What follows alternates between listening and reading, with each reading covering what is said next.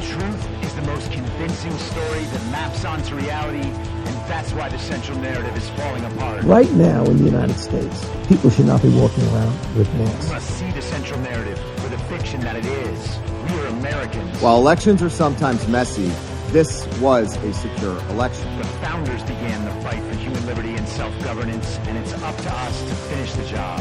I'll tell you what, we are in a truth emergency right now. This is the end game.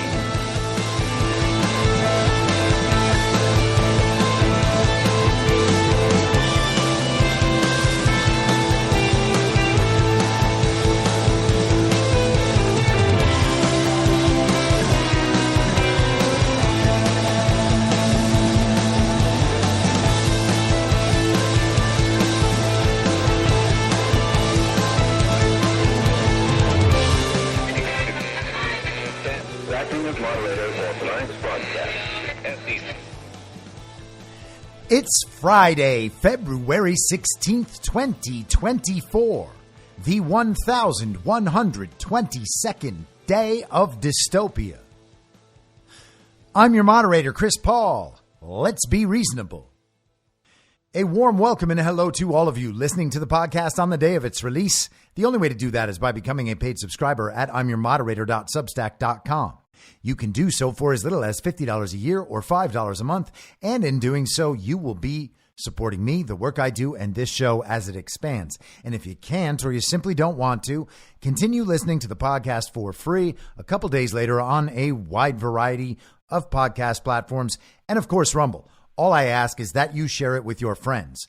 You can find the links to the podcast, the writing, the social media, and the merch site by visiting linktree.com/I'mYourModerator. All right.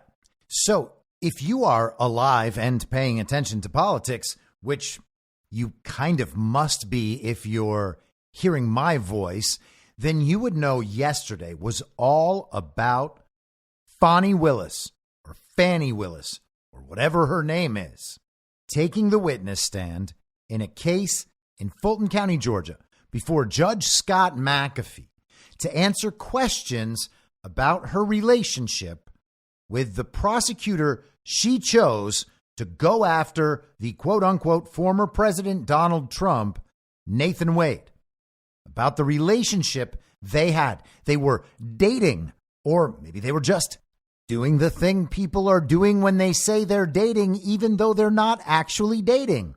Or maybe the entire thing is just made up for television. It wouldn't be the craziest thing we've seen in these last 4 years. I mean, we saw paragliding go-karts fly over the most secure border in the history of the world and nearly start World War III. So the Fani Willis, Nathan Wade thing being made up out of nothing would not even come close to the weirdest thing we have learned in our recent past. But the two of them took the witness stand yesterday, independently, obviously, and Fani's father, who was a Black Panther, has taken the witness stand this morning. The journalist Paul Sperry noted that in a post on X, formerly Twitter, saying Atlanta DA Fani Willis's radical Black Panther father, John Floyd, who lived with her and advised her when she indicted Trump, will be called as a witness in her misconduct hearing Friday. Floyd shacked up with FBI most wanted terrorist Angela Davis, who was involved in the fatal shooting of a judge. And let's spend just a second on Angela Davis. This is her official CIA-approved bio in Wikipedia. Angela Davis is an American Marxist and feminist political activist, philosopher, academic, and author. She is a professor at UC Santa Cruz. Davis was a longtime member of the Communist Party and a founding member of the Committees of Correspondence for Democracy and Socialism. She was active in movements such as the Occupy movement and the BDS campaign. That's boycott, divestment, and sanctions. That's a pro-Palestinian effort. During the 80s, Davis was twice the Communist Party's candidate for vice president. She received various awards, including the Soviet Union's Lenin Peace Prize and induction into the National Women's Hall of Fame. But, you can't keep a good communist down. In 2020, she was listed as the 1971 Woman of the Year in Time magazine's 100 Women of the Year edition. I guess they retroactively did that. I don't know. In 2020, she was also included on Time's list of the 100 most influential people in the world. Now, that's not the exciting stuff. Let's get down to business here and flash back to 1970. You can find the full story on this Wikipedia page. As California considers, quote, all persons concerned in the commission of a crime, whether they directly commit the act constituting the offense or aid and abet in its commission, are principals in any crime so committed, end quote. Davis was charged with, quote, aggravated kidnapping and first-degree murder in the death of Judge Harold Haley, and Marin County Superior Court Judge Peter Allen Smith issued a warrant for her arrest. After the judge issued the warrant, a massive attempt to find and arrest Davis began. On August 18th, 4 days after that warrant was issued, the FBI Director J. Edgar Hoover listed Davis on the FBI's 10 most wanted fugitive list. And at some point, this violent communist radical became friends with Fani Willis's father. What are the chances? I mean, it's like so random. We have this long history of domestic terrorists who also happen to be communists, and they're always just allowed to go free. And then later on, they are honored by all of society. It reminds me of that woman, Susan Rosenberg, who was part of the May 19th Communist Organization. They actually bombed the U.S. Capitol, and she was put in prison, and then she was pardoned on her final day by President William Jefferson Clinton. Susan Rosenberg then went on to serve on the board of a group called Thousand Currents, which served as the fiscal sponsor for an organization called Black Lives Matter. That's right. They made sure no one ever questioned the finances of Black Lives Matter. How do these commies do it? It's like the entire system has been infiltrated specifically to allow exactly this. But anyway, we shouldn't let this influence our opinion of Fani Willis. Sure, it's incredibly strange that her dad was a Black Panther and palling around with this domestic terrorist, but it probably didn't rub off on her. But I digress. So in the morning yesterday, Nathan Wade took the stand. Then Fani took the stand in the afternoon. Everybody was glued to their televisions. People from our community were watching. And for whatever reason, the mainstream media was also broadcasting the trial and covering it all day. From the MSNBC side to the Fox News side, they all decided we can show this story to everybody. Now, why would they decide something like that? When I see the entire mainstream media talking about the same thing we're talking about and from the same perspective from which we are approaching it, I think, hey, something is seriously wrong. I believe we must be missing something. And when I start thinking things like that, I begin noticing a lot of strange things that aren't being talked about. And I begin wondering, why are people having these other conversations? Because most of what we're hearing about the Fani Willis trial is coverage of various clips where, ooh, she said a bad thing that makes us very mad. She's saying something that isn't true according to other things I've heard. Or we get some salacious details about her past, or her friendships, or her finances, or her relationships with Nathan Wade, this prosecutor who she has assigned to prosecute the quote-unquote former president of the United States. And so let's think back to last August when Fani Willis first brought these charges. Last year, August 14th, the indictment comes down. But before the indictment came down, a few hours earlier, you might remember that a list of the charges were released. The list of charges was put out on the Fulton County website and then immediately taken down, but not before it was seen by the public and widely reported. And that kind of short-circuited the major television event they had planned for primetime that evening. You'll remember Fani Willis went out on TV in the evening to let the whole nation know Donald Trump was in big, big trouble. And then we went through the indictment. The indictment was ridiculous. The idea that she was going to be able to prove a criminal conspiracy, a plot to commit a crime to overthrow the United States of America, that was always absurd. You might also remember this is the only one of those Trump criminal indictments where we have gotten an actual mugshot, or at least what we're told is an actual mugshot. We've seen a couple of plea deals, Jenna Ellis and Sidney Powell. We've heard about the Harrison Floyd issue. And then a couple of months ago, a guy named Mike Roman, who is also one of the defendants in Fani Willis's RICO suit, filed a court motion in early January. The Atlanta Journal-Constitution described it this way. The bombshell public filing alleged that Special Prosecutor Nathan Wade, a private attorney, paid for lavish vacations he took with Willis using the Fulton County funds his law firm received. County records show that Wade, who has played a prominent role in the election interference case, has been paid nearly $654,000 in legal fees since January 2022. The DA authorizes his compensation. Of Roman's alleged proof, the Atlanta Journal-Constitution writes, the document offers no concrete proof of the romantic ties between Willis and Wade, but says, quote, sources close to both the special prosecutor and the district attorney have confirmed they had an ongoing personal relationship, end quote. Roman's lawyer, Ashley Merchant, said she reviewed the case file in Wade's ongoing divorce proceedings at the Superior Court Clerk's office and made copies of certain documents. But the case file was later improperly sealed because no court hearing was held as required by law, the motion said. And so from that point, we had a rush to get the documents in Nathan Wade's divorce proceedings. We need the receipts to prove that Fani was having this relationship with her special prosecutor.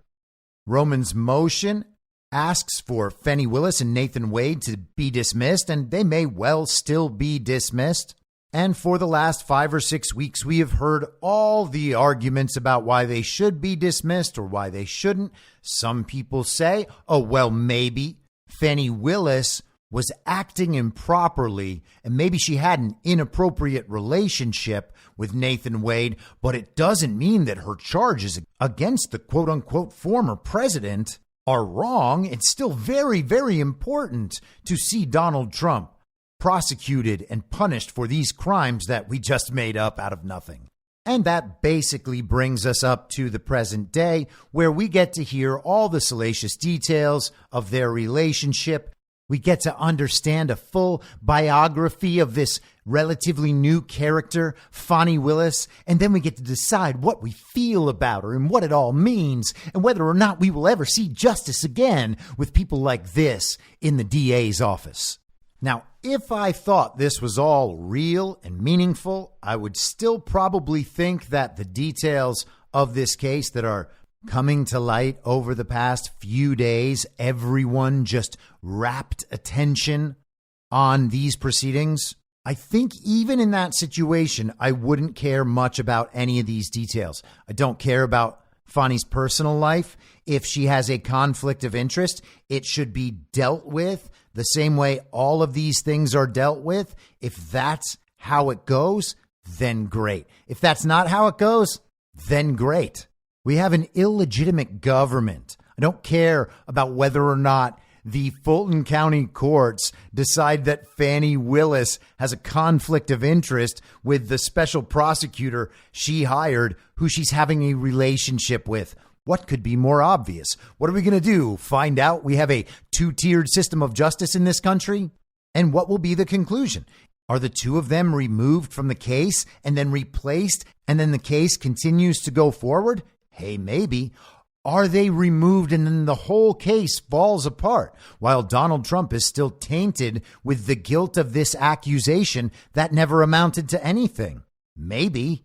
And what is the fallout if that happens? Well, if I believed that all of this was real and Donald Trump was facing a real threat and could go to prison on this basis, and then he might lose because he's in prison, or the RNC decides he's not the nominee anymore because he's in prison. Well, I guess if all of that was real and I was emotional and afraid that all of that would be the end of the world, well, then maybe I would care about the outcome of this, but I don't care about the outcome of this. And I don't care about the outcome of this because this case, if it continues to play out in public, will provide the opportunity for Donald Trump to show irrefutable evidence of not only stolen elections, but an insurrection against this country by the actual usurpers, not by the duly elected president. That's not even possible. And to tell you the truth, that's what I would like to see. Now, I'm not concerned about it either way. I'm not concerned about Donald Trump going to prison, and I'm not concerned about us losing. I'm concerned about pushing forward toward the awakening, and that means we really deeply need to understand what it is we're watching. If you want to change from one brand of uniparty politics to the other brand of uniparty politics, you can follow the new mainstream on the right media to that destination. That is where they are trying to drive you. And if they are able to bring you there, don't you worry. They will tell you that you won. And you might be able to tell those commies you just can't defeat in argument, hey guys, haha, the TV says we won. Therefore, my inability to win this argument with you is irrelevant because the TV has won it for me. Oh yes, they will hold parades in your name. And all of that will be very, very special. And if that is what you are seeking, don't let me ruin your enjoyment. By all means, embrace your uniparty future and stock up on your central bank digital currency. But if you don't want to jump out of the frying pan and into the fire, then we need to do things like fix 2020 and getting Fani Willis removed from a fake indictment of Trump due to some sexual improprieties doesn't get us any closer to the actual wins. It's not a win at all. And you know how you know that? Because all the people who lie to you all the time on television, all those television characters, the ones on Fox News, the ones on the Daily Wire, the ones on CNN, the ones on MSNBC, if they all agree that getting rid of Fani Willis is the right thing to do, then you should be very skeptical. And if the entire story could have been created from nothing, and this one absolutely could be, you should be all the more skeptical. And that should be even more obvious when we have been given strong indications that this trial might be the venue where the full story of election fraud could finally be presented before the nation. And you'll remember that after that indictment last August, middle of August, Trump immediately responded that in 2 weeks he was going to have a press conference down in Georgia to present all his evidence of election fraud, and then that was canceled. It's been hinted at a few times since then. This would be a perfect venue for that. And think for a second what it means to be afraid of these indictments rather than understanding these indictments. If you are afraid of these indictments, then you are hoping for this takedown of Fani Willis to be successful, which would deprive Donald Trump of this wonderful opportunity, particularly with this prosecution so tainted and disgraced already. You think they're just going to bring in some relief pitcher who's going to argue Fani's case? They're going to create some new hero lawyer who can definitely take down Trump? And by the way, hilarious storyline if they choose to go that route. Being afraid of the story because you're not skeptical enough about what you're being told by the television puts you in a position where you are actively promoting the very thing that will make it harder for you to achieve your real goal. And this applies broadly. The uniparty media and the uniparty itself, everything that comes from them is directed toward keeping you in that central narrative bubble. Because within that bubble, you will end up becoming one side or the other of that controlled opposition dynamic. They don't care which side of the story you're on. They care about whether or not they're getting full buy-in. Now let's talk for a second about Michael Roman's lawyer, Ashley Merchant. Ashley Merchant is not Trump's lawyer. Everyone is referring to Ashley Merchant as Trump's lawyer. Ashley Merchant is Michael Roman's lawyer. Now, naturally, as with any television show, when a new key character is introduced, it's important to communicate the character's entire backstory. And so this is the New York Times doing this for us yesterday on Ashley Merchant. Ashley Merchant, a defense lawyer, is arguing for the prosecutor's disqualification. That is the headline in the New York Times. Ashley Merchant is a lawyer representing Michael Roman, a former campaign official for former President Donald Trump and a co-defendant facing criminal charges in the Georgia election interference case. Ms. Merchant, who was recently elected president of the Georgia Association of Criminal Defense Lawyers, owns a private practice with her husband. She was previously a public defender in Fulton County for several years. In early January, Ms. Merchant filed court documents accusing Fani Willis, the Fulton County District Attorney, of engaging in a quote-unquote clandestine relationship with Nathan J. Wade, the special prosecutor she hired in 2021 to help with the case against Mr. Trump and his allies. Ms. Merchant has argued that the relationship between Mr. Wade and Ms. Willis should disqualify them, as well as Ms. Willis's entire office, from prosecuting the case, citing a conflict of interest. She claimed that Ms. Willis was profiting financially from the prosecution, accusing her of taking vacations with Mr. Wade with money he had made working for her. Ms. Willis admitted to a relationship with Mr. Wade in February, but argued that it was not a reason to disqualify her or her office from the case. She and Mr. Wade have also said they split costs for private travel.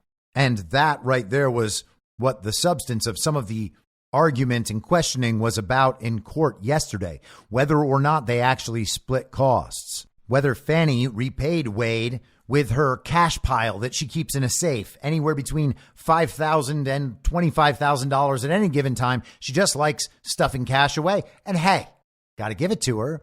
She said her dad taught her that. And that's something that we could actually give a thumbs up to if the guy wasn't such a communist. In court filings, Ms. Merchant said that Mr. Wade was unqualified for the role. And now, here, after this next sentence, is where you should hear a record scratch in your head. Here you go. But in 2016, she praised Mr. Wade's quote-unquote robust legal background on Facebook when she was supporting him in one of his failed bids to be elected as a Superior Court judge. In another post, a photo showed her posing in a Wade campaign t-shirt. Asked about the posts, Ms. Merchant said recently that Mr. Wade, quote, was the most qualified candidate in the race, end quote. So Michael Roman's attorney, the guy who somehow discovered their clandestine relationship, his attorney was a supporter of Nathan Wade when he was running to become a Superior Court judge. The post being referenced here was from Facebook, May 15th, 2016, Ashley Bartkus Merchant at the Marietta Greek Festival wrote, "Vote Nathan J. Wade, enjoying some Greek music while getting the word out." And she has a Wade shirt on, Wade's name, front and back of her shirt. And you might say, well, that's a coincidence. That was 8 years ago. You can't hold that against Ashley Merchant, and I don't hold that against Ashley Merchant. I know very little about Ashley Merchant. She might be a wonderful person. Maybe Nathan J. Wade was a different person back then. Maybe he had a stellar record and then something happened. I don't know. It's plausible that that's the case. That's the most charitable interpretation I can probably give. If it's plausible, you have to consider that that is true. Maybe it's true. Maybe Nathan J. Wade was a great guy back then, and Ashley Merchant was a great woman, and she supported him because they were both just being great. And then Nathan Wade took a few wrong turns in his life ended up getting divorced, having this thing with Fani Willis, and now maybe he's going to end up losing his career for this ethics violation. But it's also plausible and maybe more likely that Nathan J. Wade has always been a servant of the regime and the Uniparty, and that Ashley Merchant has too. And maybe she's on the Uniparty right and he's on the Uniparty left, and under some interpretation, they're on opposite sides. But ultimately, if they're both serving that Uniparty and that regime, then they're on the same side, and Ashley Merchant is not on our side, which should also make you wonder about Michael Roman. And so I wondered about Michael Roman, and I began searching for information about Michael Roman, as I am often inclined to do. And this is from PhillyMag.com, August 15th of last year. So the day after the indictment was released, PhillyMag.com writes, "Meet the Kensington guy charged in Georgia's Donald Trump case." Now, about halfway down this article, it says, Roman grew up in Kensington. He got his start in politics in the mid-90s when he worked on behalf of a Republican state Senate candidate who claimed that he lost a special election due to widespread voter fraud among Democrats. Sound familiar? In that case, the Republican candidate was actually able to convince a judge that he was right. Whoa, I thought that never happened. Roman oozed his way through the political muck and eventually made his way to the White House, serving as the special assistant to the president and director of special projects and research for Donald Trump. What does that mean exactly? Nobody was quite sure, including people who worked in the White House. For more on that, check out the 2018 Politico article, "The Mysterious WaPo Researcher Working in the White House Lawyer's Office." So let's head to the Politico article. It's worth noting, by the way, that Michael Roman was the Trump campaign's director of Election Day operations in 2020. But there's some interesting stuff in this Politico article. The Obama White House did not employ high-level non-lawyers in its counsel's office, said Norm Eisen, White House Special Counsel for Ethics under President Barack Obama. The non-lawyers in that office during that administration were very junior fact-checkers, akin to paralegals, Eisen added. Now, Norm Eisen is from the Brookings Institution. He is basically the author of the Color Revolution Playbook. And we're going to spend some more time on Norm Eisen today, but it's worth understanding that Norm Eisen was hired as an advisor for the first Trump impeachment hoax, the Ukraine impeachment hoax. Norm Eisen was brought on to advise the Democrat impeachment managers. And as we'll get to in a second, he was also involved intimately in all of these Trump prosecutions. Back to the Politico article on Michael Roman. Roman briefly cultivated a public profile, writing occasional bylined pieces from 2009 through 2011 for Breitbart News on topics ranging from alleged voter fraud in Pennsylvania and New York to the Department of Justice's handling of the new Black Panther Party, to a hit piece on Democratic Rep. John Adler. So this article, already with a Norm Eisen mention and a new Black Panther Party mention, fantastic. Election monitoring, concerns about voter fraud, and election day poll monitoring have long been a passion of Roman's and the primary focus of his blog, with entries dating as far back as 2008. If an election is worth winning, then there is someone willing to steal it, Roman wrote in one introductory post. That's a great way to frame it, by the way. Roman also attracted notice a decade ago for disseminating a 2008 YouTube video showing two members of the new Black Panther Party dressed in black with berets and one carrying a nightstick milling around a North Philadelphia polling station, a video that ended up being played on a loop on the Fox News network that year, personifying conservative fears about voter intimidation. And how's that for journalism? Those videos of actual armed Black Panthers at a polling station personified conservative fears about voter intimidation. It didn't personify actual voter intimidation. It personified conservative fears about voter intimidation. So Michael Roman sounds like a good guy, seems like a good guy, seems to understand the stakes in our elections. If an election is worth winning, then someone out there wants to steal it. And they say, if there's a will, there's a way.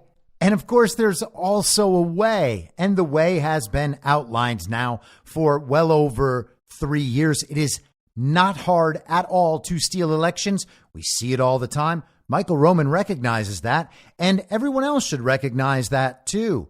The presidency of the United States has a value to the wealthiest and most powerful people in the world.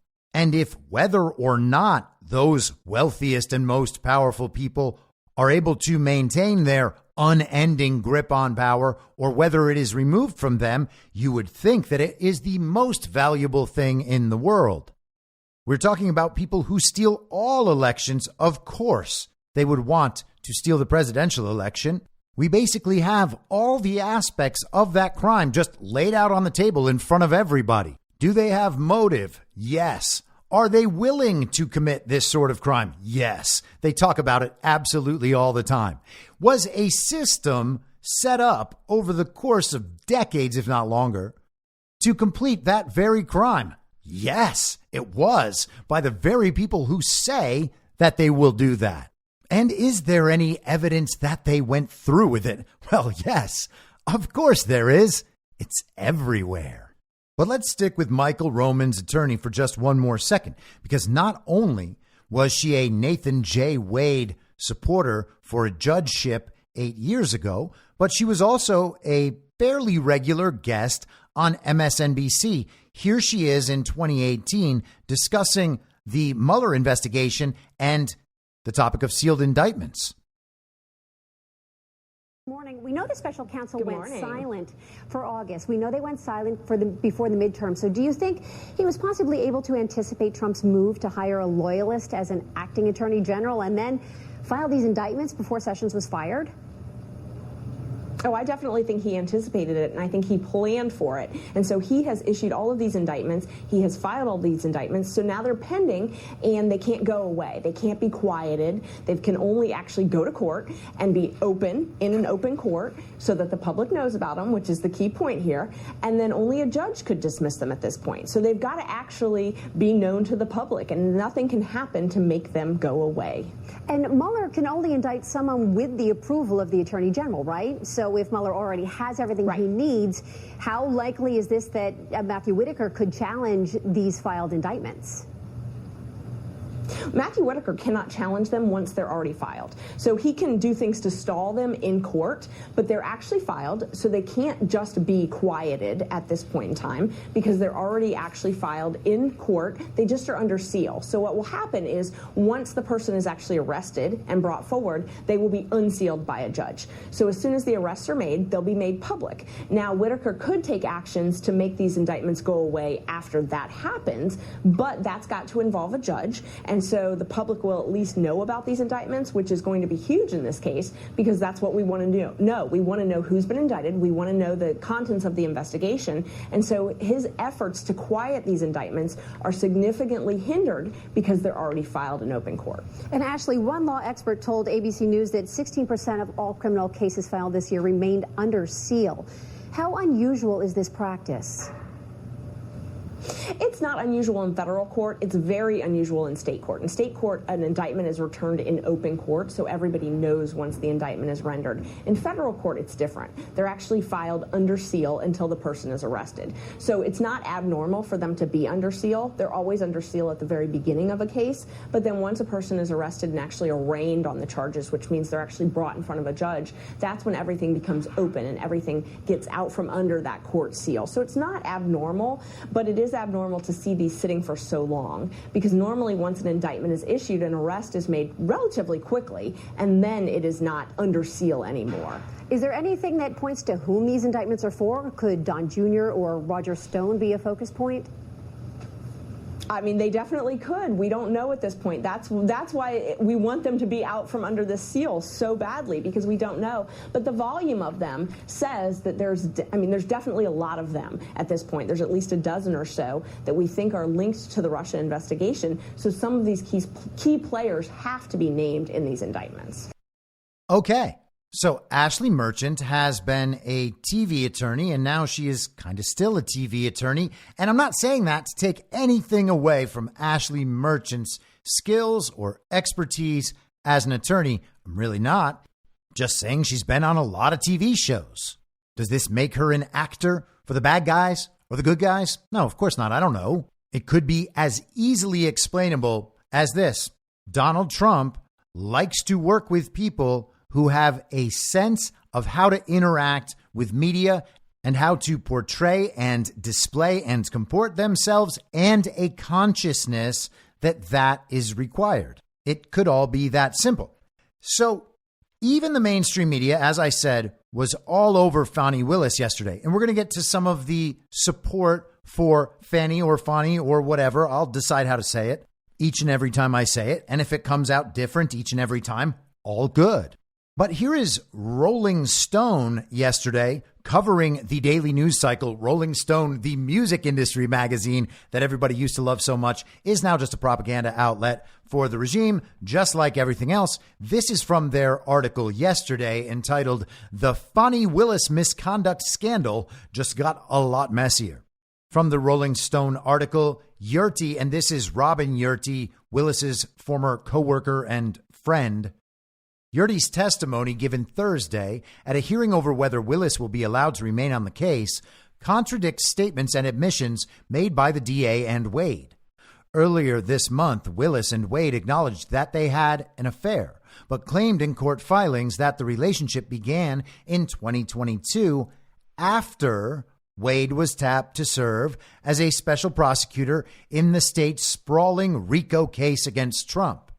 Yurti threw a bombshell into the timeline, telling the court she had no doubt Willis and Wade's relationship actually began in 2019. She added in her testimony that she had seen the pair, quote, hugging, kissing, being affectionate before November of 2021.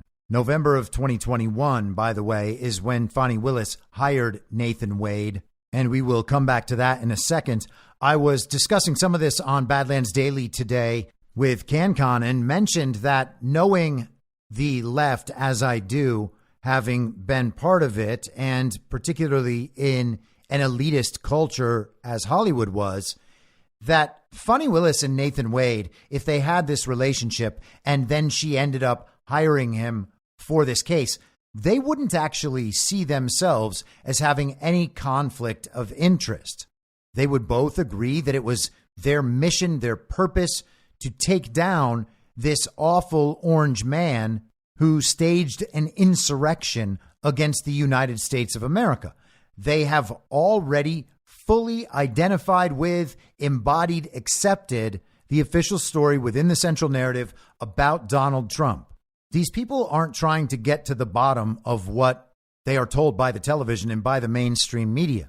They assume that it must be at least mostly true. If you can just separate out the bias, the underlying story has to be true. Otherwise, they couldn't tell us that it was. And if it happened to be false, them and other people like them would realize it and tell one another. All of them believe that everyone else like them is actually checking. So if everyone agrees that something is true, it must be true, because there's no way that many very smart people could be fooled. So they believe the whole story. They also believe that they are well equipped to do the job. They get an offer, you're going to get a lot of money, and you will achieve great status and power for the rest of your career if you are able to successfully prosecute this former president for things that he clearly did not do. They already believe that Donald Trump did all these things going in. They don't care if he actually did or not. It's their time to shine.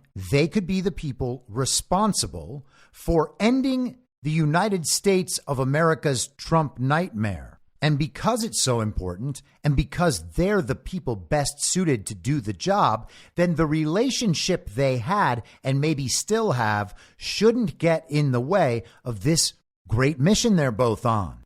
Their relationship actually doesn't represent a conflict of interest. It represents a great romance. Just think of how much more important their relationship must be if they are willing to risk all of this on their relationship. It's not a conflict of interest. It's just more movie-like. And how can it be a conflict of interest? They are both really deeply committed to ethics, so they would never allow their personal relationship to actually cause a problem. And once you have accepted all of those notions, then the whole idea of a conflict of interest for two such wonderful people, it just doesn't make any sense. I know people like this. They have absolutely no problem with that explanation. You could say, hey, commie, they had this relationship. That's a conflict of interest. And the commie would say, well, what are they supposed to do? So they had a relationship. Whatever. They're still the best people to do this job. I'm not going to disqualify them just because they had a relationship a couple years before. And then you say, well, hey, commie, they were still having the relationship. And the commie would say, so what? That doesn't mean that anything bad happened. And you would say, hey, commie, money was exchanged. And what does that commie say at that point? Well, that doesn't matter. You're just trying to disqualify them so Donald Trump can be set free, even though he staged a very violent insurrection. They don't care. You're not going to get them on this. The only calculation they even consider in this entire situation is whether or not this Fani Willis thing might ruin their chances to get Trump. And naturally, being both evil and retarded, they want the Get Trump effort to be extended as long as possible, which is exactly what we want too. Let them keep on going down the path while things grow ever worse for them. But let's go back to that timeline for just 1 second. November 2021 is when Fani Willis hired Nathan Wade. Now in October 2021, Norm Eisen, the author of the Color Revolution Playbook, the man who was counsel to the Democrats in the Ukraine impeachment hoax, Norm Eisen helped author a report from the Brookings Institution on the Fulton County, Georgia Trump investigation. And the report starts out by detailing Donald Trump's phone call with Brad Raffensperger that was published by the Washington Post in little clips meant to make Donald Trump look bad. He was trying to find 11,780 votes so that the election in Georgia could be overturned. That phone call featured representatives of Secretary of State of Georgia Brad Raffensperger's office. On February 8th of 2021, Raffensperger's office opened a probe into Trump's efforts to overturn his loss in the state. And this is from the beginning of this report from Brookings. It notes that 2 days later, Fulton County District Attorney Fani Willis announced the launch of a criminal investigation into Trump's conduct vis-a-vis the election. You can go down to page 6 of this report.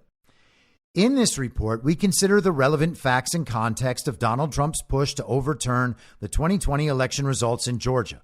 We analyze the extent to which these actions make the former president vulnerable to state criminal liability. We also assess how Trump's attorneys may defend his conduct in pre- and, if any, post-indictment proceedings, as well as in the court of public opinion. We conclude that Trump's post-election conduct in Georgia leaves him at substantial risk of possible state charges predicated on multiple crimes. These charges potentially include criminal solicitation to commit election fraud, intentional interference with the performance of election duties, conspiracy to commit election fraud, criminal solicitation, and state RICO violations. Our conclusion is based entirely on publicly available reporting and evidence, including the recording of Trump's call to Raffensperger. Our view is anchored by a close reading of the relevant portions of Georgia's legal code, an unpacking of the extant case law defining the stated crimes, and a searching examination of the main likely defenses. The latter pose some serious questions, but, at least based upon what is currently known of the facts, appear to be unavailing. Our aim in writing this report is to bring the facts, the law, and the possible defenses together to provide a comprehensive and accessible overview of the investigation and the possible crimes on which it is predicated. Our hope is that such an exercise offers a clear picture to the public, officials, and the press of this possible avenue of accountability for Trump's ongoing attempts to attack election processes and subvert American democracy. We undertake our analysis with the recognition that as of September 2021, DA Willis's investigation is ongoing. So Brookings released this report, and within weeks, Fani Willis had hired Nathan Wade. Now, the Brookings report, this very report, provides the predicate for the Fulton County indictment. And Brookings, with Norm Eisen, did the same thing for the Jack Smith indictments. And we're talking about the same man in Norm Eisen who was advising the Democrats in the Ukraine impeachment hoax. Norm Eisen was also testifying before Congress just a week ago. So cut from the fall of 2021 to February 17th, 2023, a year ago tomorrow. This is Norm Eisen in the New York Times.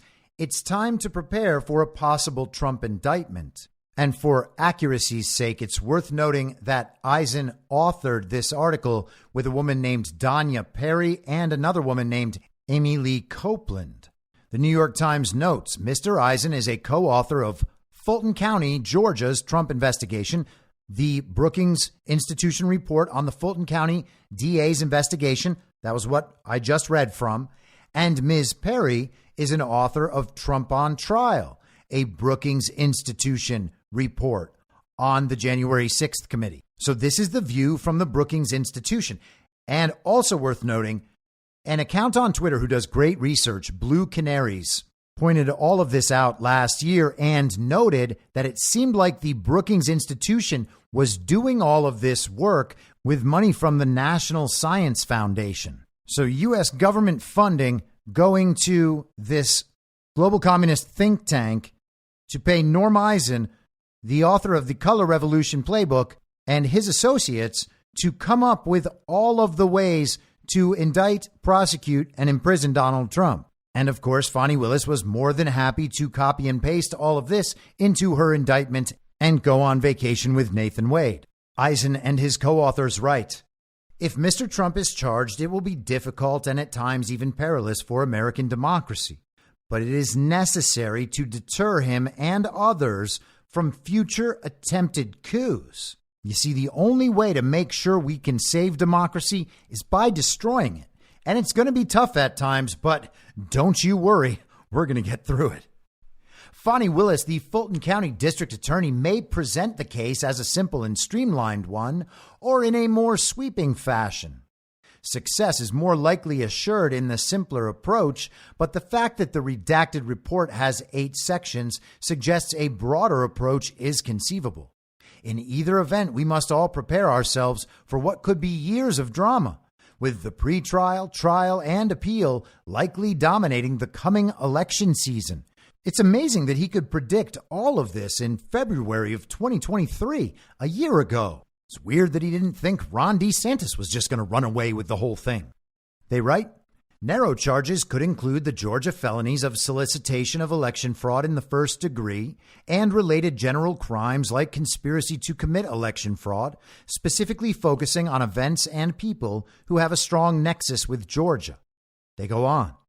Or Ms. Willis could charge the case more broadly, adding sweeping state racketeer influenced and corrupt organizations or RICO charges that could still include the impact of the conduct in Georgia, but bring in more of a nationwide conspiracy. This would look more like the January 6th investigation, albeit with a strong Georgia flavor. It could additionally include those who appeared to have lesser contact with Georgia, but were part of national efforts, including the state, like the Trump campaign attorney Kenneth Chesbrough and the Justice Department official Jeffrey Clark. And that's exactly what ultimately happened. They totally nailed it just 6 months out. How did the people from Brookings Institution do this? Later they write, That said, Ms. Willis has a proven propensity for bringing and winning RICO cases. As we have learned in our criminal trial work, sometimes juries are more responsive to grander narratives that command their attention and outrage. Oh, what a story Norm Eisen is putting together. He wants to capture America's attention, just like they did with the January 6th primetime television show. Was it true? No. But that's not what it was for. It's for the sake of propaganda. That's what they do. That's what Norm Eisen specializes in. He is literally the guy that comes up with creative ways to destabilize countries so they can be taken over. He finishes the article with his co-authors, I should say, this way. Needless to say, this would have a profound impact on the election season.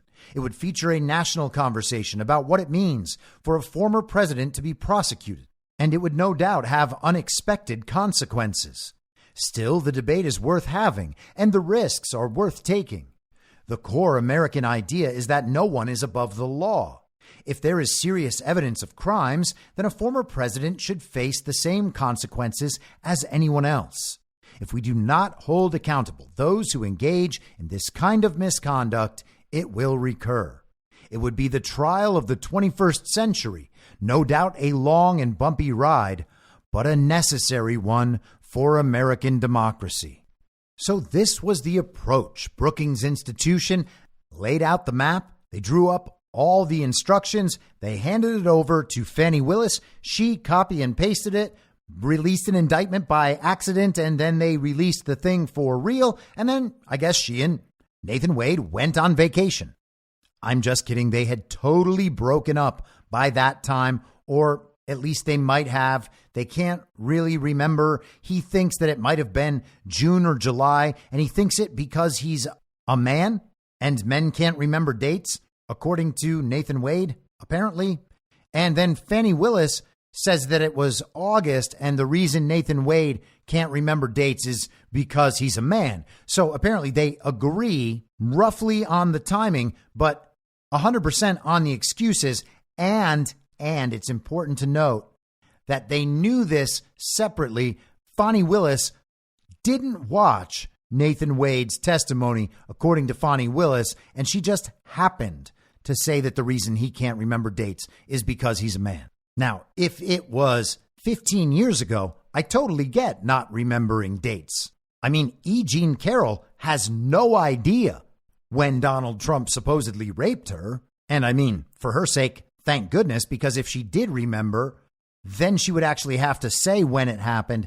And then Donald Trump would be like, yeah, I was somewhere else then. Because, of course, Donald Trump is a ridiculously busy man, and E. Jean Carroll is a lunatic who lives in the forest. Trump probably had someone keeping his schedule book back then, whenever it was. But Nathan Wade and Fani Willis are talking about something that happened 6 months ago. And not only was it 6 months ago, it was concurrent with a major event in both of their lives. When significant events happen around the same time, we tend to remember them together and remember that they happened at the same time.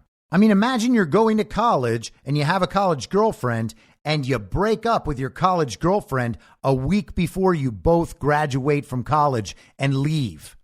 That sort of thing can happen 30 years ago and you will still remember that because those two events are linked in one's mind. The idea that Fani Willis and her special prosecutor had a relationship that ended just days or weeks before they joined forces to indict a quote-unquote former president, and he can't remember the date because he's a man, is insane. It's insane for both of them, regardless of what gender they are. When did you break up with Fani Willis? Well, it was a few weeks before we both indicted a president. But nope, it's impossible to remember. Now, we'll come back to the media going after Fani Willis in a second, but I just want to be clear, it wasn't all of media saying that Fani Willis was finished. She had her defenders on the left, just as she has some detractors on the left as well. Some of the Headlines in her defense were rather hilarious. Patriots in Control did one of those collages he often does with some of these headlines. The AP said, in fiery testimony, Fani Willis hits back at misconduct claims that threaten future of Trump case. Salon wrote, spectacle. Legal experts say messy hearing shows Fani Willis scandal is a big nothing burger. Oh, another nothing burger. That's what they say when they want you to ignore something. And the word gives you permission to ignore anyone else who's talking about it as well. Huge advantage with the nothing burger strategy. NBC says Fani Willis fires back at misconduct claims in Trump Georgia case. Raw story, big nothing burger. Fani Willis hearing failed to turn up evidence of corruption. Oh, of course. With everything on the line, Fani Willis delivered raw testimony, says the New York Times. But this was the best one, and I want to just touch on this article for a second because it's amazing. The Washington Post, when Fani Willis took the stand, her fury was precise and laser focused. The article is written by a woman named Robin Givhan, who is according to the New York Post, senior critic at large, writing about politics, race, and the arts. A 2006 Pulitzer Prize winner for criticism. So we are talking about a real genius here. And this article reads like a romance novel. It's like Stacey Abrams wrote it. And if you're like, what? Why are you talking about Stacey Abrams and a romance novel? By all means, look it up. Stacey Abrams used to author romance novels, and they are hilarious. But let's get just a couple excerpts here. Willis sat in the witness chair for hours, or more precisely, she reclined in the chair, woman-splaining how men define relationships and how they end them. She did so wearing a fuchsia dress with a single strand of beads around her neck. Her hair was styled in soft, shoulder-length curls, and her eye makeup was precise and intentional. She was a singular bright spot, surrounded by a black-robed judge and lawyers in mostly somber suits. Only Willis and her main inquisitor, Ashley Merchant, who wore a cobalt blue dress under a white blazer, stood out in the room's sobriety. And that really paints a picture for you. I can just imagine all the commie mommies out there waking up with their morning tea, reading this article, drifting off for a brief period to a far better place where the world is happy and racism and all the isms have ended forever, only to snap back to reality and immediately fire Rosa the nanny because she let young Huxley get on the school bus without his mask on. But just a bit more from this glorious article. During a November interview with the Washington Post, Willis was asked what advice she'd give to younger women who are trying to be heard. Willis said in part, quote, "You should be comfortable enough in your own skin to be authentically you, to be a woman. It's okay to be pretty. It's okay to, think of things that are feminine things and still be a strong leader," end quote. Willis walked into court as a woman on the ropes. Some would say the hearing was a mess of her own making. Others might believe the whole mess is a distraction from more important matters. Either way, Willis fought back with gobsmacking fury, defiant in power pink. Now that, my friends, is how to win Pulitzer Prizes. Nothing she said meant anything at all, but it was quite evocative. What a picture she painted. Now, of course, there would be defenders for Fani Willis, no matter how poorly she did. We're talking about propaganda here. What happened in reality doesn't matter.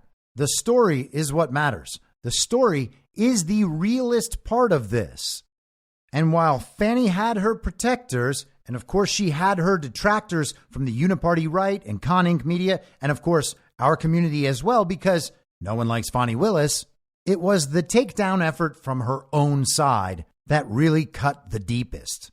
This is the clip that went viral yesterday from MSNBC. The woman's name is Caroline Polisi.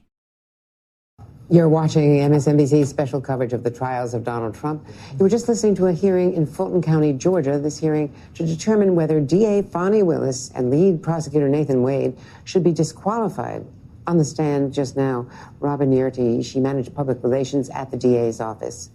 And joining us now, Charles Coleman, civil rights attorney, Caroline Polisi, federal and white-collar defense attorney, and senior FBI official, and, of course, former U.S. Attorney Chuck Rosenberg, who's going to be with us in just a minute. But, Caroline, we've all been watching this, and it's so legalistic-centric and yet so important and fascinating. Right. Don't let the legalese fool you. This is epic. This is monumental. If things are going in the direction we think, Fani Willis lied to the court. It's game over for her. She will be disqualified.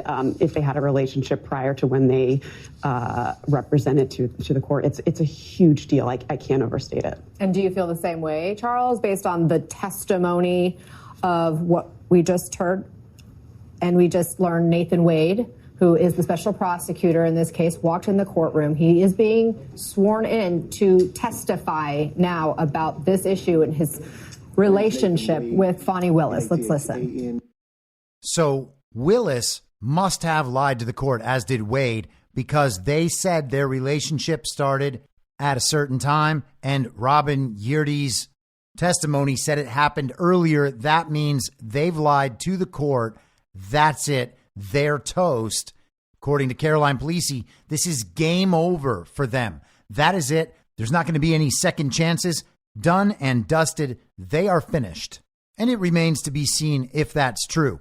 But that's the word out there. That's what went viral. Game over. Fani Willis is toast.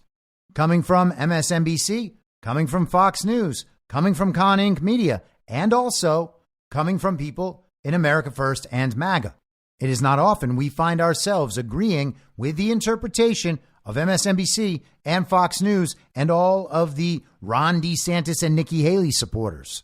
And I, for one, kind of feel like if I find myself agreeing with both of them as they agree with each other, I'm probably in a bad position, because the product they create and sell is the messaging and the storytelling designed to get everyone on the same page within that controlled opposition dynamic.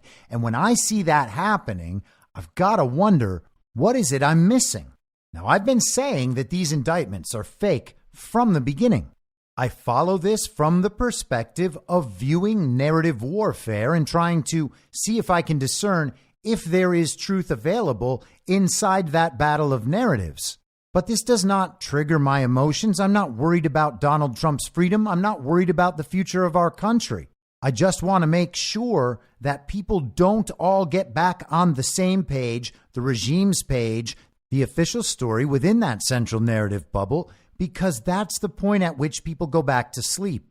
They like to agree with their controlled opposition on the Uniparty left. It feels better than constantly fighting, because a lot of people on our side have to be around these people on a day-to-day basis. I don't, which is lovely. I've arranged my life in a way that makes sure I do not have to be surrounded with those people. But I understand that not everybody has the ability to do that. And people like to be able to relate to people who are on, quote unquote, the other side of the political aisle still, for whatever reason, not apparently realizing that those people are in real trouble and that you might be in the shrapnel zone. But I understand that people like to agree. And when they see an instance where their friends on the Uniparty left, those friends still stuck in the party of false decorum, opening their eyes for the first time and saying, hey, I get it. It's pretty messed up coming from my side, this whole thing. And we want to be like, oh, hey, commie, I told you so, but that's okay. We're still buddies. Just keep your eyes open for the next time. And then we want to have an in-depth conversation about the entire situation and how many ways we agree. Feels like the old times where we were just talking and getting along. But the goal is not to reunite and unify with those people. The goal is to continue progressing toward the truth and ultimately leading them. They can catch up. They can become redeemable communists. But if the goal is just to reunite and unify, then the tendency is to reunite and unify around stories from the mainstream media. The goal is not to get them to move from the Uniparty left to the Uniparty right. And in order to unify, you accept all the Uniparty right's narratives as true. That would just be you continuing to support the Uniparty right because you and your friends can unify there. Like you go meet them at Ben Shapiro's diner. The goal is not to get them to believe stuff Fox News says. The goal is to get them to understand that all of the mainstream media is lying to them in very important ways about very important things, and that all the knowledge they have denied as true must be seen in a different light. So your commie friend agreeing with Fox News isn't the goal. If your commie friend comes and tells you, hey, I just read the J. Alex Halderman report, and I think maybe you were right about our elections, that's a good time to reunite. So MSNBC says it's game over for Fani Willis. And Fox News says Fani Willis is toast. And the response we've been conditioned to having is, yes, Fani Willis is toast. She's done. It's game over. Trump wins. But that can't be right, because if that was right, why would MSNBC be shouting this at such high volume to the child brains and standard issue Uniparty left villagers in their audience? That would immediately make them think that they've been misled for the last 6 months, as MSNBC has had them glued to the television, pumping Fani Willis stuff into their brains. Donald Trump is guilty of a conspiracy to overthrow the country, and now he might be president again. I mean, imagine what that does to your brain if you believe it's true. MSNBC just can't come out there dancing on Fani Willis's grave. And when is the last time Fox News was cheering on something that helps Donald Trump and MAGA and America First? It's very rare. Fox News went ballistic over the last few months about immigration after largely ignoring it for years on end. And yes, that's an important issue for supporters of the America First movement, but it's not like they did it for our benefit. They did it because the Uniparty was trying to pass their Ukraine, Israel, Taiwan spending by attaching it to quote unquote border security to fix that problem that they were now throwing in everyone's faces.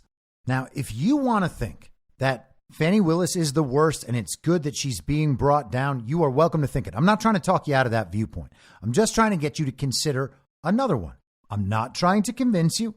I'm just proposing another way to look at it. And if you look at it this way, in part, you might find that the patterns that emerge conform better to this understanding. They would map better onto this understanding of reality. But before I describe what I think might be happening, let's hear what Donald Trump had to say last night on Truth Social. They're talking about the Georgia Fani scandal all over the world. In fact, by far, it is trending number one. I can't believe the Georgia state judiciary or the governor can be happy about this humiliating embarrassment. It was a, in all capital letters, fake case from the start. It was a fake case from the start. Fake case in all caps. Donald Trump just said that. It was a fake case from the start. Now, I have been saying it's a fake case from the start. And people respond to me thinking that I'm insane. How can you say this is fake? Everyone knows this is happening. Are you pretending it's not happening? And the answer is no. Of course, I'm not pretending that what we all witness is not happening. I'm saying that what we are witnessing is fake. We are watching a fakery. And I am of the belief that understanding things are in fact fakeries allows you to look at those things and analyze them through a different lens, because it's easier to keep your emotions out of your thinking when something is fake. And realizing it's fake, you understand that the important part of what's happening is the narrative as it plays out and what the intended results of that narrative effort are, which is why we spend so much time analyzing things in that way. But let's get back to this Trump statement. It was a fake case from the start, and now everybody sees it for what it is. All caps again, major league scandal. The legal pundits, experts, and scholars are all screaming that this witch hunt, which has hurt so many fine people and patriots, should be immediately terminated and permanently erased from everyone's memory. The stench of what has happened should shame Georgia no longer. It should get back to greatness and fast. So Trump is saying this is a fake case and that this witch hunt should be immediately terminated and permanently erased from everyone's memory. And naturally, it likely will be because it's fake. So we have a fake case, we have a major league scandal, and we have both sides of the Uniparty propaganda media taking the same viewpoint. Now, not everybody on the Uniparty left takes the viewpoint of the Uniparty right, but many do, and elements of the corporate media do, which means that that viewpoint is acceptable within the controlled opposition dynamic, within the bounds of the central narrative.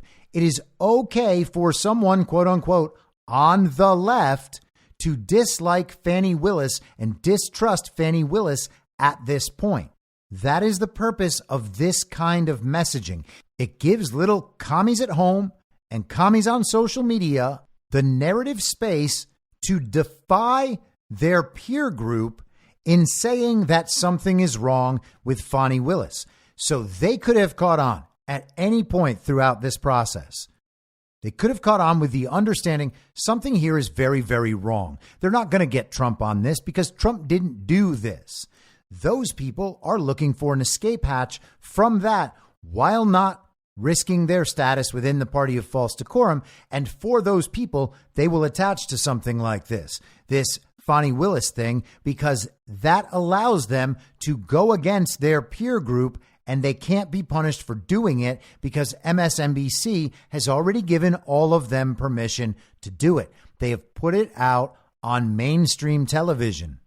So within the central narrative, for the Uniparty right, it is totally okay to hate Fani Willis. You can go after Fani Willis as hard as you want. You can make all the jokes you could ever possibly make about Fani Willis, and hopefully you'll make some racist ones so they can make it your fault again, right? But you're allowed to go after Fani Willis and any run-of-the-mill commie annoying everyone at a homeowners association meeting.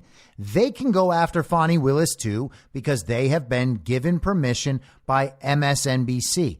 It can be incorporated into the central narrative that Fani Willis was sleeping with her prosecutor and now both of them need to be dismissed. Now that, to me, makes it sound like Fani is getting burned from both sides. And what are you if you get burned from both sides? You're toast. So we have this whole stage show, this fake indictment, fake trial, all of this in the Get Trump effort. Fani's side comes directly from the Brookings Institution. They lay out the plan. The author of Color Revolutions and Destabilizations of Countries lays out this plan to indict Donald Trump. Fani Willis follows the plan, and Trump is indicted. All of this is to tell America Donald Trump staged an insurrection. Donald Trump tried to overthrow our democracy, knowing that the election was not stolen and that Joe Biden really did win with 81 million real lawful American votes. No one else should ever try anything like this again. Donald Trump attempted a coup. We want to make sure there are no coups in the future. And we want to paint this big, broad tale that all of America will want to follow. They're going to know that Donald Trump is guilty, and that's going to put pressure on that jury to convict Donald Trump. And at that point, even the people who are doubting that Donald Trump is guilty, well, then they're going to have to admit they're guilty. And at that point, it will become culturally untenable for people to still defend Donald Trump. This is a pretty comprehensive strategy to try to keep Trump from, quote unquote, winning an election they will know to be rigged in 2024. We're talking about Norm Eisen's perspective here. He knows elections are stolen. That's why all their work is focused on what happens before the election, changing how elections are run, running lawfare to make sure no one can challenge elections, and according to efforts like the Transition Integrity Project, what they're going to do when they have to take to the streets in order to secure that election. People who can win legitimate elections don't think about that stuff. That is the stuff of communist regimes and authoritarian dictatorships. That is the stuff of countries that don't have real elections. Of course, Norm Eisen knows we don't have real elections. He does this in nations all across the globe. That is what this entire effort is for. It's to frame Donald Trump in a certain way. This is high-priced, all-out, nuclear-grade narrative warfare. So consider all those goals, all the Trump-related, election-related goals. None of those goals, none whatsoever, have anything to do with Fani Willis. Fani Willis doesn't matter at all in this situation and the achievement of those goals, and those goals are all that matter. They may well have decided that this trial is not going to work the way they thought. They need to figure out a way to make it go away for whatever reason, but quite possibly because they want to deny Trump the opportunity to show the nation proof of election fraud. But regardless, they want it to go away or quiet down. So we have an entire spin-off series about Fani Willis and Nathan Wade in order to take down Fani Willis. Fani Willis is being burned from both sides. Initially, Fani Willis is tasked with taking down the quote-unquote former president. She's going to get money. She's going to get prestige. She will gain in status and wealth and power. She will probably have a very fruitful political career laid out in front of her, as will Nathan Wade. And by golly, they get to go on this journey together, their love growing the whole time. They would become the stuff of Oscar-winning films. The two black attorneys who took down the evil orange man and saved the United States of America, coming soon to a theater near you. Well, it seems like that story's over, and it seems to me like Fani Willis is none too happy about it, because watching some of those clips from the trial yesterday, some of what people are going after Fani Willis for just seems absurd. Keeping cash in her house is a totally normal thing. And what we have are people arguing about salacious details and irrelevant events. None of this has anything to do with whether or not Donald Trump actually did the things he's accused of.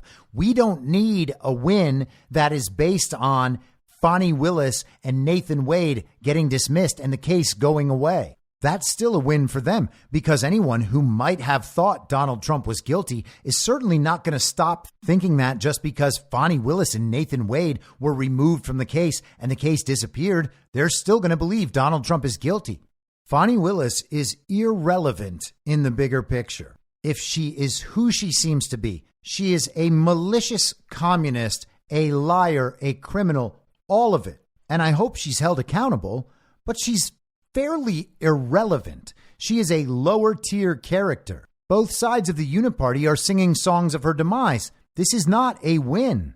They are too happy about her potential dismissal. It does not make sense. Red flags should be going up everywhere. Fani Willis looks like she understands she's getting burnt by her side. Of course, she's going to get burnt by the other side. And they may be right. She may be toast. But also, I will propose this, but also, Fani Willis might just stay in her position and might keep trying Trump. No matter what this evidence says, no matter how standard issue villagers on the Uniparty right and left will react, she might remain district attorney and continue prosecuting this case. And if I'm right, if my viewpoint is correct and all of this is fake and all of this is for show, then I kind of believe that she will be. And you might think that's crazy at this point because it's so obvious, quote unquote, that she's going down. And Trump is clamoring for it as well. And I might agree with you. Yeah, this is just some low probability speculation, except for the fact that we kind of see this pattern playing out as well. We talked about this with Robert Menendez a few months ago, the New Jersey senator who is up for re-election this year, got indicted, has been defiant. He is going to run. And that is after Democrats were clamoring for him to leave. That would have given them the opportunity through illegitimate New Jersey Governor Phil Murphy to appoint a Democrat replacement and give that person a glide path toward keeping that New Jersey Senate seat illegitimately in Democrat hands. But it seems like instead Menendez is going to run there, totally incapacitated with these charges hanging over him. Even New Jersey, with their scam elections, would have a hard time convincing voters that criminal Robert Menendez has just won re-election. But we shall see. Same thing with Joe Biden. Everyone knows about Joe Biden. The exposure and disclosure, it's coming fast now. Standard issue villagers are realizing that the conspiracy theorists were right again. They were right about Joe Biden. And everyone is clamoring for Joe Biden to be removed and replaced. But it also kind of doesn't seem like it's going to happen. And to be clear, I understand there's a chance I might be wrong on all three of these. Joe Biden might be removed and replaced. Robert Menendez might be removed and replaced. And Fani Willis might be removed and replaced. But if Fani Willis stays, the Uniparty left will all immediately fall back in line. The Uniparty right and some America First will go crazy. The Uniparty right definitely will go crazy. But all of this is about narrative. And if we understand what's going on, when the rug is pulled, we're not on it. You don't have to lose your shit every time Fox News loses its shit. It is a mark of your progress that you are not losing your shit when Fox News is. The way to break the cycle and get out of the constant never-ending psyops is to recognize the psyops and not participate. The normies think it's all real, but there are some people who are relatively awake and who recognize psyops who still believe that the point is to choose which side of the psyop you feel like you align with. That is just normie thinking in someone who is, I guess, a little more open-minded. I think you can understand that I have absolutely no love whatsoever for Fani Willis. I don't care about her. I think that she is a communist, a liar, probably corrupt as hell, so a criminal, and I hope she is held fully accountable for all of that. But she is a low-level, ultimately meaningless character, and her being removed from this case is not the win it's being projected to be by Fox News with MSNBC collaborating. We can take the narrative win without the emotional attachment that then blows right back in our faces when the rug gets pulled. We can also know the principled answer. We can understand the right and wrong in all of this while also understanding that the right, this time being the morally right, not the political right, is not going to win yet. There are still more steps before the end and further revelations. And just as we don't attach ourselves to each and every supposed win, we also don't freak out about every supposed loss. And it's worth updating that during my recording of this episode this afternoon, it has been announced that creepy Judge Engoron in New York has ordered Donald Trump to pay $355 million. NBC News' headline: Judge finds Donald Trump more than $350 million, bars him from running businesses in New York for 3 years. The judge who presided over a civil business fraud trial against Donald Trump on Friday ordered the former president, his sons, business associates, and company to pay over $350 million in damages and temporarily limited their ability to do business in New York. Judge Arthur Engoron ordered the former president and the Trump Organization to pay over $354 million in damages and bars Trump from serving as an officer or director of any New York corporation or other legal entity in New York for a period of 3 years, including his namesake company. The New York Attorney General's office, which brought the case, said that with prejudgment interest, the judgment totals over $450 million. Donald Trump is finally facing accountability for his lying, cheating, and staggering fraud. Because no matter how big, rich, or powerful you think you are, no one is above the law. Attorney General Letitia James said in a statement, calling the ruling a tremendous victory for this state, this nation, and for everyone who believes that we all must play by the same rules, even former presidents.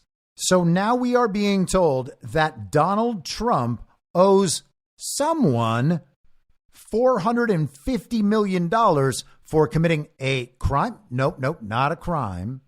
For committing civil fraud by submitting paperwork to banks to be considered for loans with an attached disclaimer that says you must do your due diligence. Do not take any of these numbers as anything more than estimates because we do not know them to be true. There's a page of a disclaimer saying that. And despite all the loans being repaid and the banks making money and still wanting to do business with Donald Trump and the Trump Organization, Donald Trump also somehow defrauded them. No, not them. Who did Donald Trump defraud? Oh, he defrauded the abstract state of New York. So now Donald Trump has to give them $500 million. The NBC News article notes the judge also cited the lack of remorse by Trump and his executives after the fraud was discovered as showing the need for a monitor. Their complete lack of contrition and remorse borders on pathological. They are accused only of inflating asset values to make more money. The documents prove this over and over again. This is a venial sin, not a mortal sin. Defendants did not commit murder or arson. They did not rob a bank at gunpoint. Donald Trump is not Bernie Madoff. Yet defendants are incapable of admitting the error of their ways, Engoron wrote. Apparently his feelings are really hurt. Defendants' refusal to admit error, indeed to continue it, according to the independent monitor, constrains this court to conclude that they will engage in it going forward unless judicially restrained. So apparently this creepy, weird judge who takes shirtless photos of himself and posts them on Facebook is very, very mad and very, very sad at Donald Trump. And that means Donald Trump has to give him $450 million. As you might suspect, Donald Trump responded on Truth Social to all of this, and there are a few posts here, so let's go through them. He begins, "The justice system in New York State and America as a whole is under assault by partisan, deluded, biased judges and prosecutors. Racist, corrupt Attorney General Tish James has been obsessed with getting Trump for years and used crooked New York State Judge Engoron to get an illegal, un-American judgment against me, my family, and my tremendous business. I helped New York City during its worst of times, and now, while it is overrun with violent Biden migrant crime, the radicals are doing all they can to kick me out. This decision is a complete and total sham. There were no victims, no damages, no complaints. Only satisfied banks and insurance companies, which made a ton of money. Great financial statements that didn't even include the most valuable asset, the Trump brand. Ironclad disclaimers, buyer beware and do your own diligence. And amazing properties all over the world. All the other side had was a ridiculous $18 million valuation of magnificent Mar-a-Lago, an unconstitutional gag order, a consumer fraud statute never before used for this purpose, no jury allowed, and a refusal to send this disgusting charade to the commercial division, where it would have been put to a deserving end. This case is over ever since the appellate division ended it on statute of limitations, also letting my daughter Ivanka out of this witch hunt. The Democrat club-controlled Judge Engoron has already been reversed 4 times on this case, a shameful record, and he will be reversed again. We cannot let injustice stand and will fight crooked Joe Biden's weaponized persecution at every step. Make America great again. And of course, that's true. This is obviously going to be overturned. Donald Trump is not going to give these people $450 million. There's zero chance of that. He continues. A crooked New York State judge working with a totally corrupt attorney general who ran on the basis of I will get Trump before knowing anything about me or my company has just fined me $355 million based on nothing other than having a great company. Election interference, witch hunt, more to follow. And he continued. This is just 5 minutes ago now. This election interference and tyrannical abuse of power by a crooked judge and crooked attorney general cannot be tolerated. My case was already won in the appellate division, and more than 80% of the frivolous claims were wiped out. Yet, as I suspected, and in order to hurt me and the Republican Party politically, crooked and corrupt Judge Arthur Engoron ignored his loss at the appellate division and came up with an outrageous $355 million fine against me. Using a statute that has never been applied like this before, the corrupt judge conspired with the crooked attorney general, Letitia James, and punished a liquid and beautiful corporate empire that started in New York and has been successful all around the world. There were no victims, and not one person testified there was any fraud. The actual witnesses established my net worth exceeded that reported in my financial statements, as those statements never included my most valuable asset, the Trump brand. The highly respected expert witness said my financial statements were among the best he has ever seen. I paid over $300 million in taxes to New York City and state, and they want me gone. They are crazed lunatics who are destroying everything in their way. It all starts with Biden's attacks on his political opponent.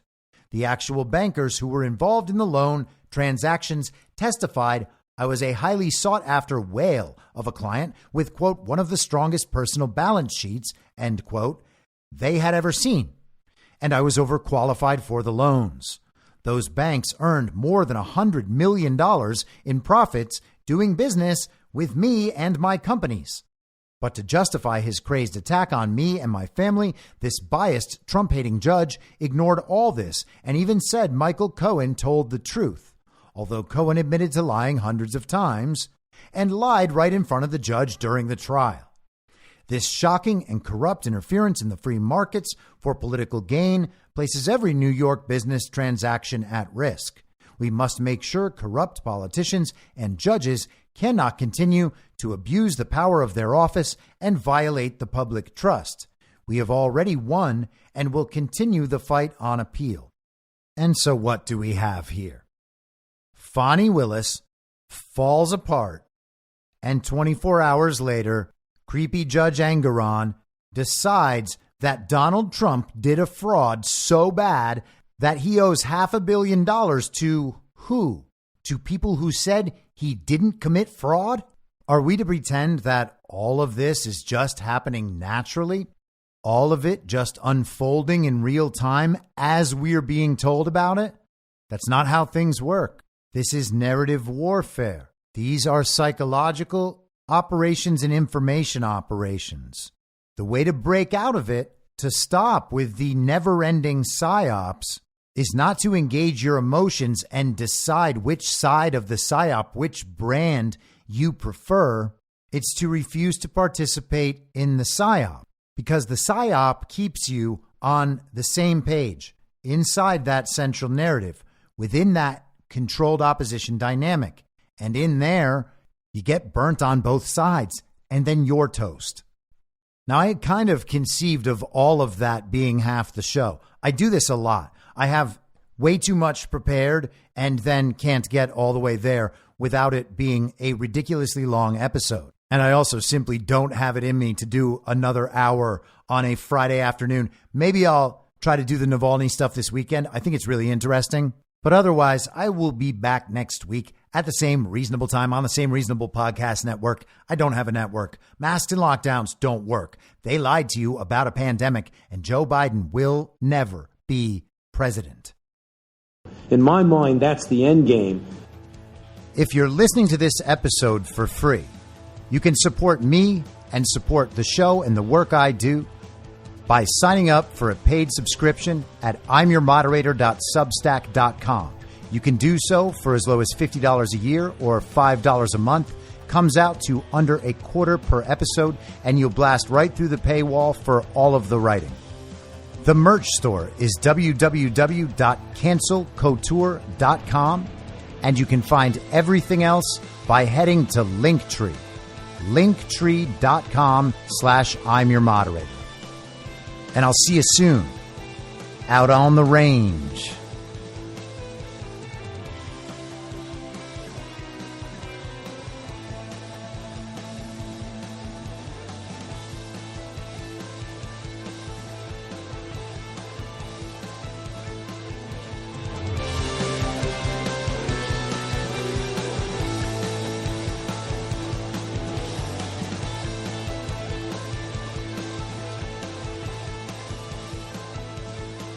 It's